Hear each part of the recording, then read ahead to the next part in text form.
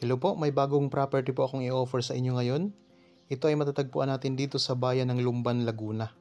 Ang property ay second lot, pero mayroon na itong right of way na 4 meters ang lapad.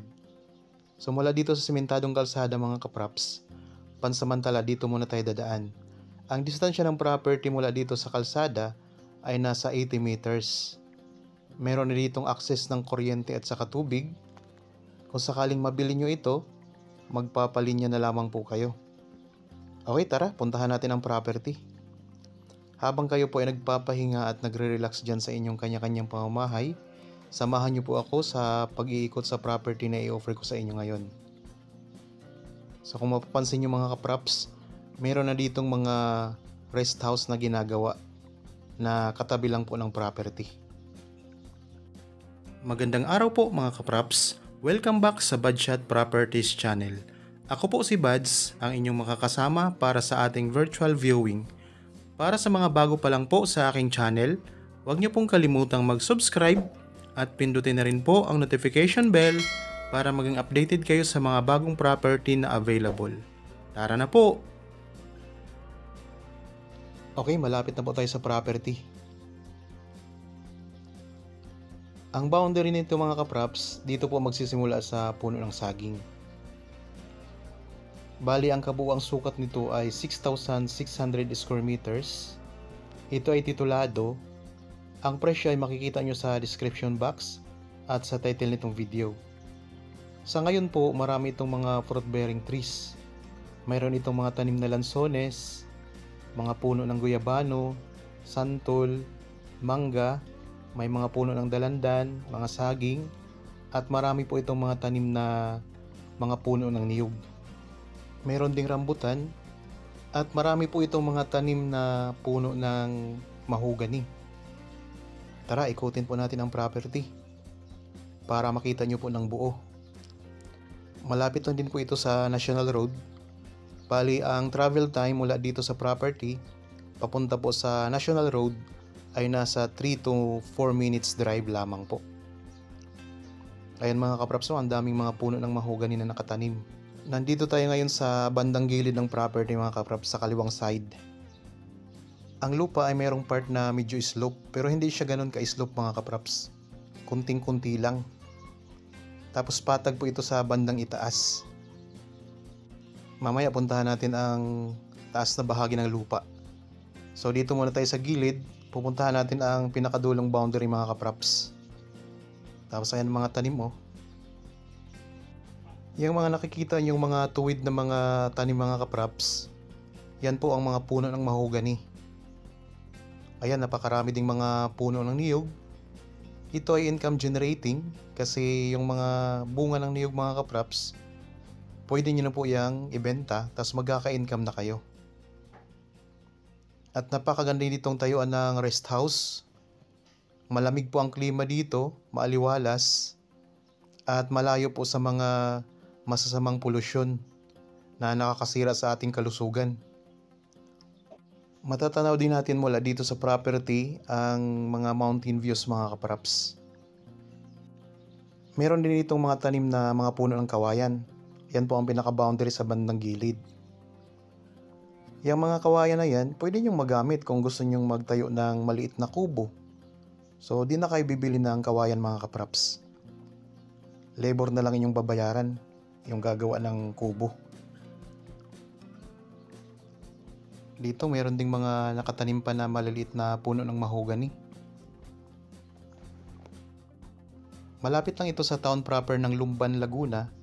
Ang travel time ay nasa 3 to 4 minutes drive lamang po.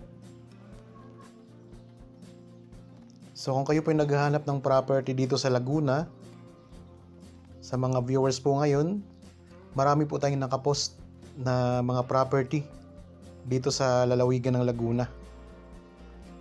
Ngayon po itong ino-offer ko sa inyo ay matatagpuan natin sa bayan ng Lumban. Bali ang Lumban mga kapraps, para may idea kayo, ito ay katabi lang ng bayan ng Pagsanhan, bayan ng Siniluan, bayan ng Cavite. At malapit lang din po ito sa pinaka-capital ng lalawigan ng Laguna, sa bayan ng Santa Cruz. Malapit lang po sa Magdalena, Pila, Victoria, at iba pa. Bali, ang bayan ng Lumban mga kapraps ay kilala po sa paggawa ng magagandang mga barong at mga Filipiniana. Okay, ito na po ang boundary ng property. Yan po, yung may semento na poste. Yan, dito na tayo sa bandang dulo. Tapos pupuntahan naman po natin ang bandang itaas ng property mga kapraps.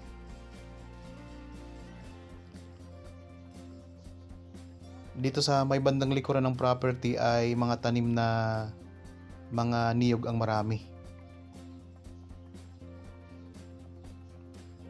Okay, dito tayo sa medyo pa-slope. Aakyat tayo ng konti para marating po natin ang bandang itaas ng property. So kung interested po kayo sa property na ito, pwede nyo kami makontak sa mga contact details na nandyan sa inyong mga screen. Meron po tayong Viber, cellphone number, Facebook Messenger, meron tayong WhatsApp, at pwede rin po kayong mag-message dito ng diretso sa YouTube channel mga kapraps.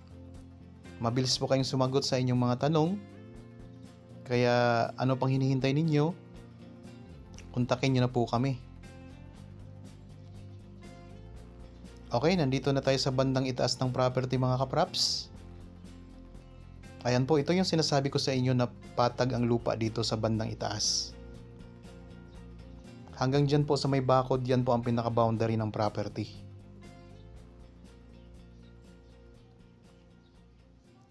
Ayan o, ang mga puno ng niyog. Tapos dito makikita natin ang mountain views. Ayan, ang ganda ng bundok mga kapraps. Medyo natatakpan lang po ng mga puno.